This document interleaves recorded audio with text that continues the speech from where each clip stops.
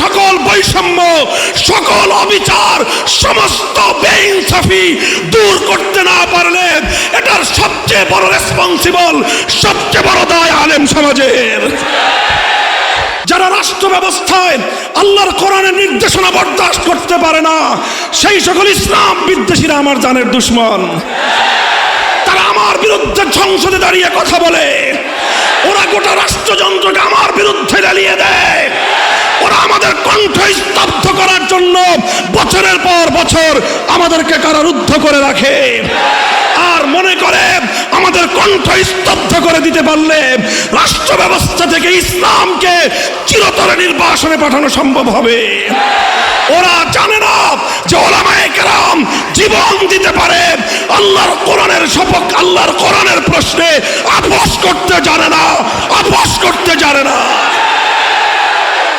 2013 সাল রক্তে রঞ্জিত করেছি শাপলা চত্বর আমরা। 2021 সাল ব্রাহ্মণবাড়িয়া থেকে হাটহাজারী রক্তে রঞ্জিত করেছে আমার সন্তানেরা। 2024 সালের ফ্যাসিবাদ বিরোধী লড়াইয়ে প্রায় 100 কোরআনের হাফেজ আলেমদের রক্তে বিপ্লব অর্জিত হয়েছে।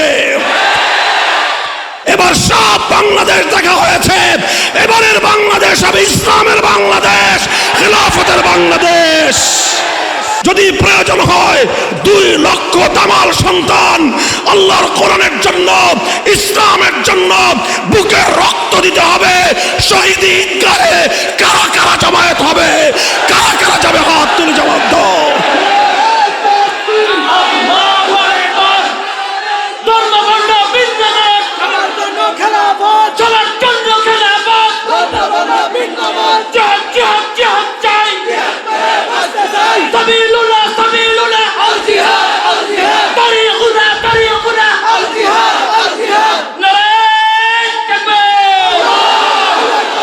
إن الحمد لله نحمده ونستعينه ونستغفره ونؤمن به ونتوكل عليه ونشهد أن لا إله إلا الله وحده لا شريك له ونشهد أن سيدنا ومولانا محمدا عبده ورسوله صلى الله تعالى عليه وعلى آله وأصحابه وبارك وسلم تسليما كثيرا. أما بعد فأعوذ بالله من الشيطان الرجيم. بسم الله الرحمن الرحيم. هو الذي بعث في الأميين رسولا منهم يتلو عليهم آياته ويزكيهم ويعلمهم الكتاب والحكمة وإن كانوا من قبل لفي ضلال مبين. بارك الله لنا ولكم في القرآن العظيم ونفعنا وإياكم بالآيات والذكر الحكيم. اللهم صل على محمد وعلى آل محمد كما صليت على إبراهيم وعلى آل إبراهيم إنك حميد مجيد. اللهم بارك على محمد وعلى آل محمد كما باركت على إبراهيم وعلى آل إبراهيم إنك حميد مجيد.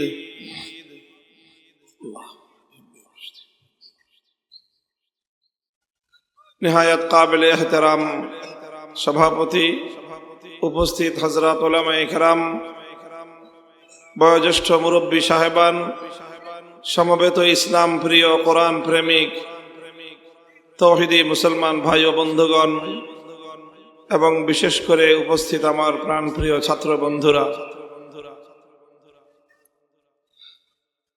দ্বীপ অঞ্চল বাংলাদেশের ভোলার লালমোহনের ঐতিহ্যবাহী ইসলামী শিক্ষার প্রাণ কেন্দ্র আল জামিয়া দারুল উলুম লিল্লাহ মাদ্রাসার আজিমুশান 65তম ইসলামী মহাসম্মেলন বার্ষিক মাহফিলে আল্লাহ পাক রব্বুল আলামিন আমাদেরকে সমবেত হওয়ার তৌফিক দিয়েছেন। রব্বে করিমের বড়ই মেহেরবানি। এই জন্য আল্লাহ পাক রব্বুল আলামিনের দরবারে কালিমাতুশ শুকরের হাদিয়া পেশ করি, আলহামদুলিল্লাহ। সম্মানিত হাজিরিন, একটি ঐতিহ্যবাহী দ্বীনি শিক্ষার প্রাণকেন্দ্র, রুহানিয়াতের মার্কাজ এই জামিয়া। আল্লাহ পাক রব্বুল আলামিন এই জামিয়াকে তার অভিষ্ট লক্ষ্য পানে পৌঁছার তৌফিক দান করেন।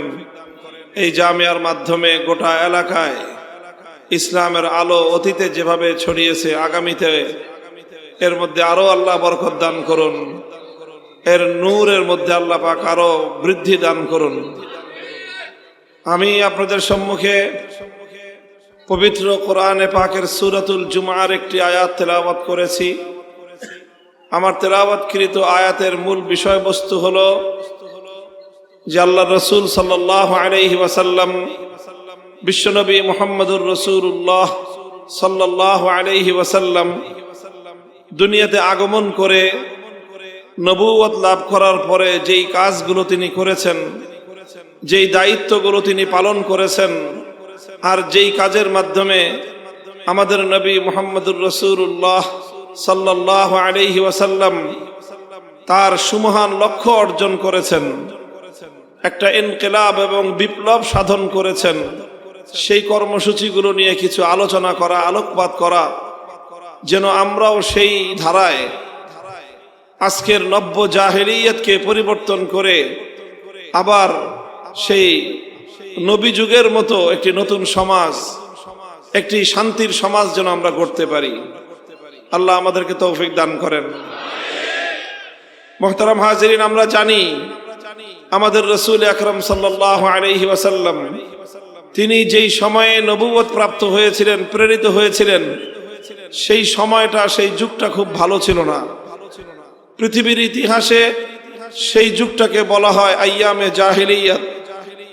সেই যুগটা হলো বর্বরতার যুগ, সেই যুগটা হলো অন্ধকারের যুগ। সেই যুগে আরব জাতি তারা ছিল খুবই অনুন্নত, তাদেরকে বলা হতো উম্মি, অর্থাৎ তারা হলো অশিক্ষিত জাতি। তাদের মধ্যে কোনো সভ্যতা, কালচার কোনো কিছুই গড়ে ওঠে নাই।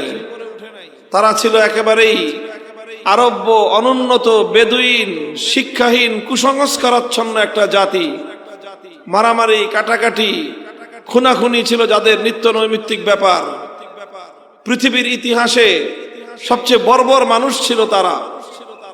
সেই সমাজটাকে, সেই মানুষগুলোকে মাত্র 23 বছরের ব্যবধানে আল্লাহ রসুল সাল্লাল্লাহু আলাইহি ওয়াসাল্লাম এমন এক পর্যায়ে উন্নীত করেছিলেন, যেই যুগকে, যেই সময়কে বর্বর যুগ বলা হতো, সেটা খায়রুল কুরুন, পৃথিবীর ইতিহাসের সর্বশ্রেষ্ঠ যুগে পরিণত হয়ে গেল।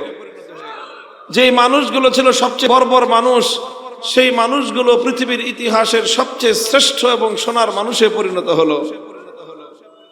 তো এটা কিভাবে হলো? কিসের মাধ্যমে এই পরিবর্তনটা আসলো?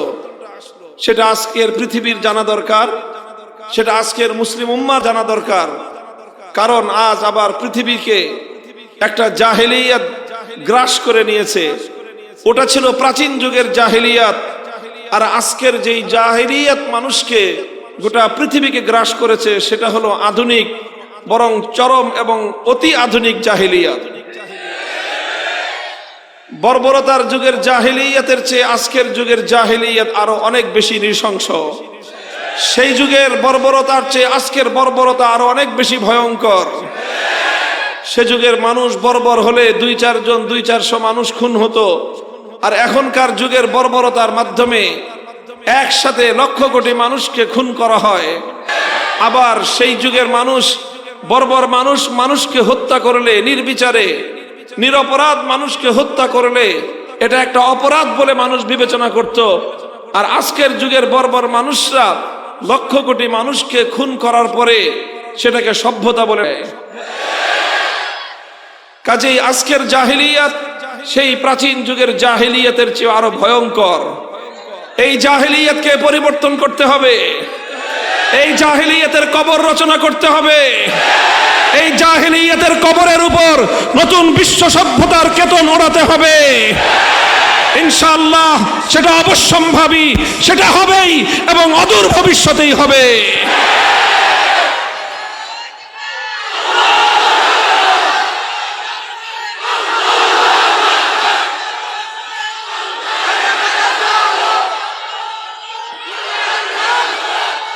প্রশ্ন হলো, ইসলাম তো বিজয়ী হবেই। পৃথিবীর দিকে দিকে ইসলামের বিজয়ের পূর্বাভাস পরিলক্ষিত হচ্ছে। পৃথিবীর বিভিন্ন দিগন্তে ইসলামের চূড়ান্ত বিজয়ের সূর্যোদয়ের পূর্বেকার সুবহে জাদিদ দেখা যাচ্ছে। প্রশ্ন হলো আমার আর তোমার জন্য যে আমরা আমাদের এই ভূখণ্ড থেকে ইসলামের সেই অগ্রযাত্রার মিছিলে আমরা কোথায় থাকব? সম্মুখ সারিতে থাকব না আমরা পশ্চাৎ পথ থেকে যাব? এটাই আজ আমাদের কাছে ঐতিহাসিক এবং সবচেয়ে গুরুত্বপূর্ণ প্রশ্ন। মুহতারাম হাজিরিন, এজন্য এই সময়টায় আমরা আলোকপাত করতে চাই যে রাসূল সাল্লাল্লাহু আলাইহি ওয়াসাল্লামের বিপ্লবী কর্মসূচি কি ছিল, যেই কর্মসূচির মাধ্যমে তিনি এক ইনকিলাব এনেছিলেন। আমরাও যদি সেই কর্মসূচিগুলোকে, সেই কাজগুলোকে ধারণ করতে পারি, ইনশাআল্লাহ নতুন জাহেলিয়াতকে পরাস্ত করে আবার সেই নবী যুগের সোনালী আদর্শ আমরা ফিরিয়ে আনতে পারবো। হুয়াল্লাযী বাআসা ফিল উম্মিয়্যিনা রাসূলাম মিনহুম ইয়াতলু আলাইহিম আয়াতিহি ওয়া ইউযাক্কিহিম ওয়া ইউআল্লিমুহুমুল কিতাবা ওয়াল হিকমাহ ওয়া ইন কানু মিন ক্বাবলু লাফি দালালিম মুবিন। আল্লাহ পাক রব্বুল আলামিন বলেন যে তিনি এক নিরক্ষর জাতির নিকট এক রাসূলকে প্রেরণ করেছেন চারটি কাজ দিয়ে। কয় কাজ?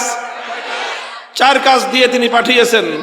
সেই চার কাজ হলো রাসূল সাল্লাল্লাহু আলাইহি ওয়াসাল্লামের বিপ্লবের মৌলচার কর্মসূচি। লক্ষণীয় বিষয় হলো এই চারোটা কাজের কেন্দ্রবিন্দু একটা জায়গায়, আর সেই সেন্ট্রাল পয়েন্ট, সেই কেন্দ্রবিন্দুটা হলো কিতাবুল্লাহ তথা কোরআনে পাক।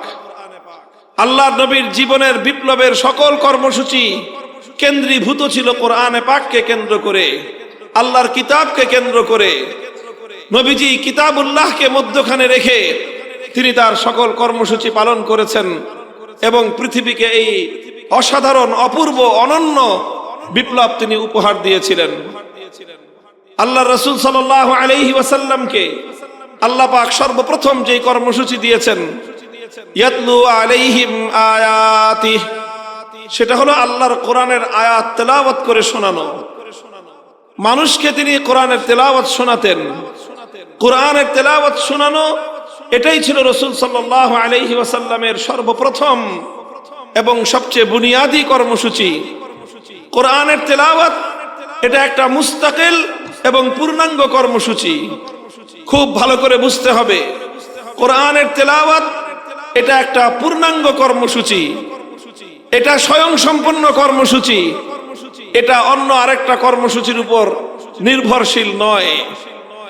কোরআনের তেলাওয়াতের মাধ্যমেই নবী আকরাম সাল্লাল্লাহু আলাইহি ওয়াসাল্লাম তার সকল যে ইসলাহি কাজ, তার যে ইনকিলাবী কাজ, নবীজির যে বিপ্লবী কর্মসূচি, তার সূচনায়, তার উদ্বোধন হয়েছিল তেলাওয়াতে কিতাবুল্লাহর মাধ্যমে।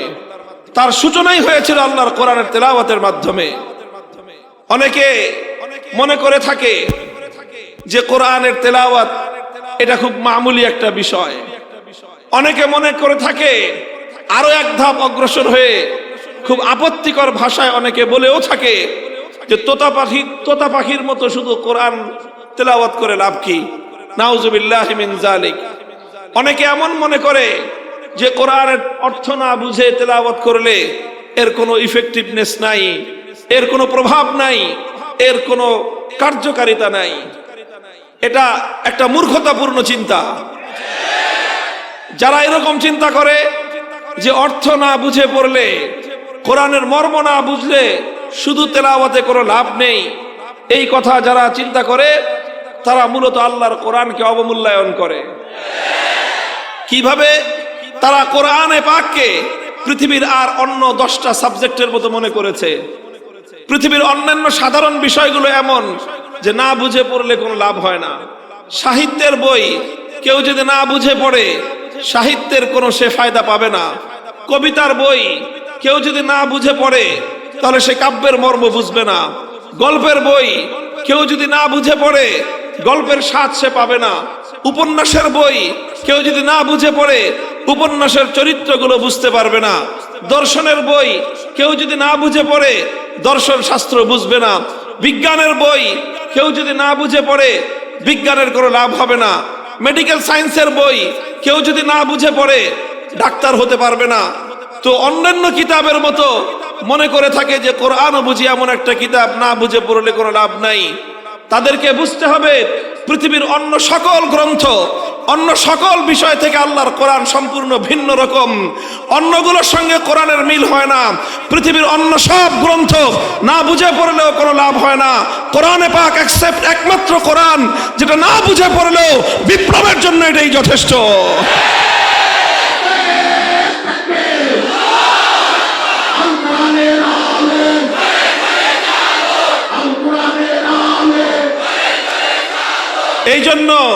এই জন্য আমরা ইতিহাস দেখে লক্ষ্য করলে বুঝতে পারবো, সিরাতুন নবী পর্যালোচনা করলে আমরা বুঝতে পারবো রাসূল আকরাম সাল্লাল্লাহু আলাইহি ওয়াসাল্লাম সেই জাহিলিয়াতের সেই বর্বরতার কুহেলিকা ভেদ করবার জন্য অন্ধকারের প্রাচীরে সর্বপ্রথম যে আঘাত এনেছিলেন, যে আঘাত অন্ধকারের প্রাচীর শুদ্ধ কাঁপিয়ে দিয়েছিল, সেটা ছিল তেলাওয়াতে কিতাবুল্লাহ।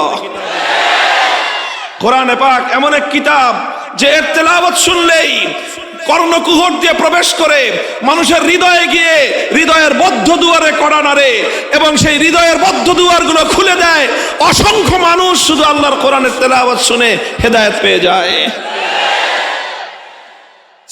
সিরাতু আসহাবিন নবী সাল্লাল্লাহু আলাইহি ওয়াসাল্লামে ঘটনা পাওয়া যায় হযরত আবু বকর রাদিয়াল্লাহু আনহু তিনি একবার মক্কা ছেড়ে চলে যাচ্ছেন, থাকবেন না আর মক্কায়।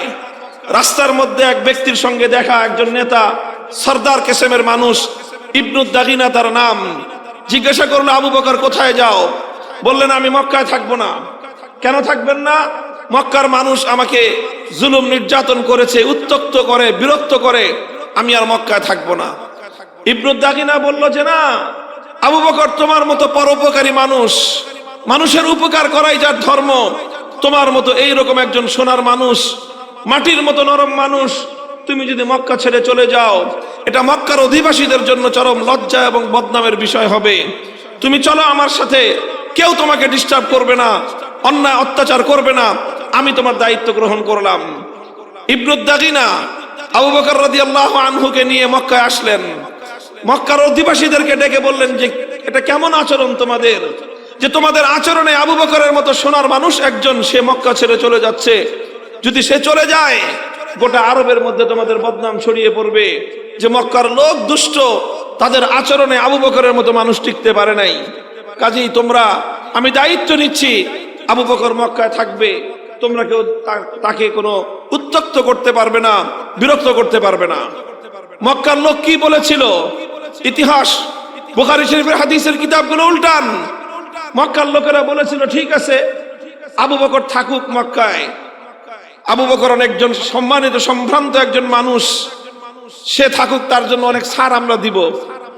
আবু বকর আমাদের বাপদাদার ধর্ম ছেড়ে দিয়ে মুহাম্মাদের ধর্ম গ্রহণ করেছে সাল্লাল্লাহু আলাইহি ওয়াসাল্লাম, আমরা না হয় সেটাও মেনে নিলাম। আবু বকর মুহাম্মাদের ধর্মের দাওয়াতি কাজ করে, সেটাও না হয় আমরা মেনে নিলাম। মুহাম্মাদের উপর নাজিলকৃত কিতাব, সেই কিতাব সে তেলাওয়াত করে, সেটাও আমরা মেনে নিলাম। কিন্তু আবু বকরকে একটা শর্ত মানতে হবে। কি শর্ত? যে আবু বকর তেলাওয়াত করুক, কিন্তু ঘরের মধ্যে দরজা জানলা বন্ধ করে তেলাওয়াত করতে হবে। সে ঘরের বাইরে বারান্দায় দাঁড়ায় কোরআন তেলাওয়াত করতে পারবে না। কেন? সমস্যা কি? ঘরের মালিক আবু বকর, বারান্দার মালিক আবু বকর, কাজেই সে তার ঘরে বারান্দায় জানলা খুলে দরজা খুলবে না বন্ধ করবে, সেটা তার ব্যাপার। তোমাদের সমস্যা কি? না, সমস্যা আছে। কি সমস্যা তোমাদের? মক্কার মানুষেরা বলেছিল আবু বকর রাদিয়াল্লাহু আনহু যখন তার ঘরের উঠোনে দাঁড়িয়ে উন্মুক্ত জায়গায় আবেগ মাখা কণ্ঠে আল্লাহর কোরআনের তেলাওয়াত শুরু করে দেয়, তখন গোটা মক্কার মধ্যে এমন একটা পরিবেশ তৈরি হয়, চুম্বক যেমন লোহাগুলোকে আকর্ষণ করতে থাকে, মক্কার মানুষের ঘরগুলো থেকে ছোট ছোট বাচ্চারা পর্যন্ত আবু বকরের আবেগ পাখা কণ্ঠের তেলাওয়াতে মুগ্ধ আর পাগল হয়ে তারা আবু বকরের তেলাওয়াত শুনবার জন্য বাঁধ ভাঙ্গা জোয়ারের মতো ছুটতে আরম্ভ করে। গোটা মক্কার মধ্যে একটা বিপ্লব সাধিত হয়ে যায়। আবু বকরের তেলাওয়াত গোটা মক্কার মধ্যে হালচাল তৈরি করে দেয়, বিপ্লবের পরিবেশ তৈরি করে দেয়, মানুষের বদ্ধ দুয়ারগুলো খুলে দেয়, অন্ধকারের কুহেলিকা ভেদ করে প্রতিটি মানুষের হৃদয়ের মধ্যে হেদায়েতের বীজ বপন করে। এই জন্য মক্কার লোকেরা শর্ত আরোপ করলো, আবু বকর তেলাওয়াত করতে পারবে, কিন্তু আমাদের কোন মক্কার মানুষের কর্ণকুহরে যেন আবু বকরের তেলাওয়াতের আওয়াজ পৌঁছতে না পারে। মুহতারাম হাজিরিন, প্রমাণ করে কথা যে আল্লাহর কোরআনের তেলাওয়াত এমন এক ইফেক্টিভ, এমন একটা পাওয়ারফুল কিতাবের তেলাওয়াত যে এই তেলাওয়াত পৃথিবীর যেখানেই হবে সেখানেই হেদায়েতের ফুল ফুটবে। এজন্যই আমরা বলি, এই কোরআনের তেলাওয়াত এর গুঞ্জরণ ছড়িয়ে দাও ঘরে ঘরে, মুসলমানদের পাড়ায় পাড়ায়, কণ্ঠে কণ্ঠে আল্লাহর কোরআনের তেলাওয়াতের পরিবেশ তৈরি করো, সমস্ত জাহিলিয়াত বিদূরিত হবে ইনশাআল্লাহ। আলহামদুলিল্লাহ, এই তেলাওয়াতে কিতাবুল্লাহর ঐতিহাসিক দায়িত্ব শত শত বছর ধরে এই জনপদে পালন করে আসছে আমাদের মাদ্রাসার মক্তবার হেফজখানাগুলো। বলেন কথা ঠিক না বেঠিক? এই জাতির সন্তানদেরকে কোরআনে পাকের তেলাওয়াত শিক্ষা দেয় মক্তবার হেফজখানায়। হেফজখানার শিক্ষার মাধ্যমে মুসলমানদের সন্তানদের হৃদয়ের মধ্যে আল্লাহর কোরআন অঙ্কন করে দেয়া হয়, খোদাই করে দেয়া হয়। এই সন্তানরা যেখানেই যায় কোরআনের তেলাওয়াত সেখানে যায়। এরা ঘরে থাকলে কোরআনের তেলাওয়াত তার ঘরে হয়, এরা রাস্তায় থাকলে এদের কণ্ঠে আল্লাহর কোরআনের তেলাওয়াতে বাংলার পথ ঘাট বিমোহিত হয়। বাংলার গোটা বাংলাদেশ এই সকল হাফেজে কোরআনদের তেলাওয়াতের কণ্ঠের আওয়াজে গুঞ্জরিত হয়। কাজেই এই শিক্ষাকে আরো ব্যাপক করতে হবে। হাফিজ হুজুর রহমতুল্লাহ আলাইহি তখন বলতেন, ৬৮,০০০ বাংলাদেশের গ্রামে ৬৮,০০০ কোরআনের মক্তব কায়েম করতে চাই। এখন গ্রাম আরো অনেক বেড়েছে, জনপদ আরো অনেক বেড়েছে, প্রতিটি জনপদে আল্লাহর কোরআনের তেলাওয়াতের শিক্ষার জন্য মক্তব করতে হবে। সেই সঙ্গে আজ আমরা বাংলাদেশ, এই বাংলাদেশ আজ এক নতুন বাংলাদেশ। জুলাই এবং আগস্টের বিপ্লবের পর এটা তাওহীদের জন্মভূমি বাংলাদেশ, এটা তাওহীদের জন্য লালনভূমি এক বাংলাদেশ।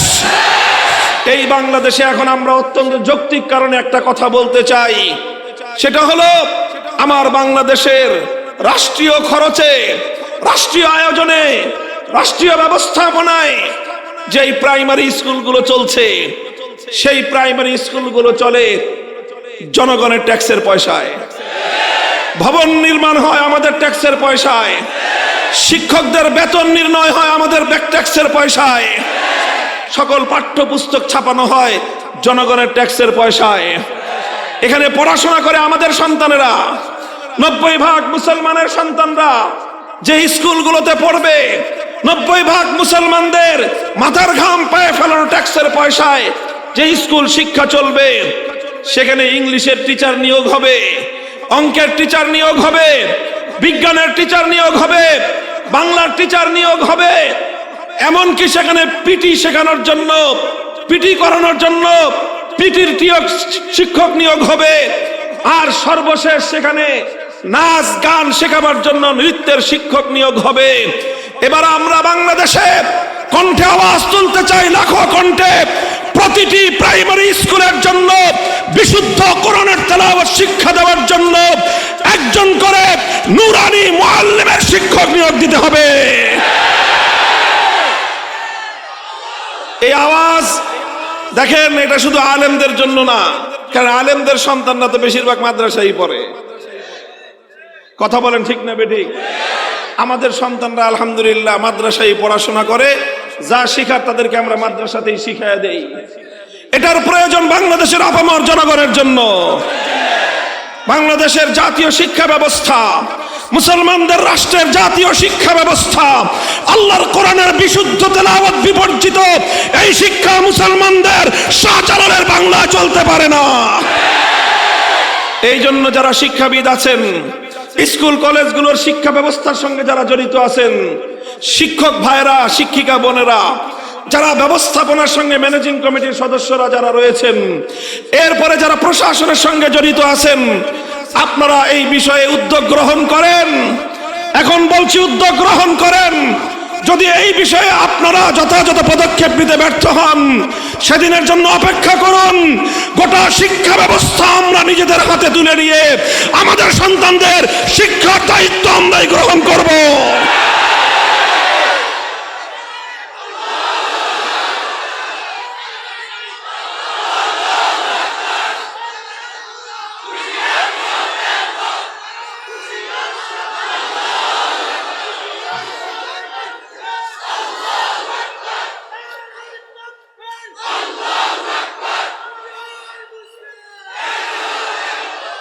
রাসূল আকরাম সাল্লাল্লাহু আলাইহি ওয়াসাল্লামের 1 নম্বর কর্মসূচি তিলাওয়াতে কিতাবুল্লাহ, কোরআনে পাকের তেলাওয়াত।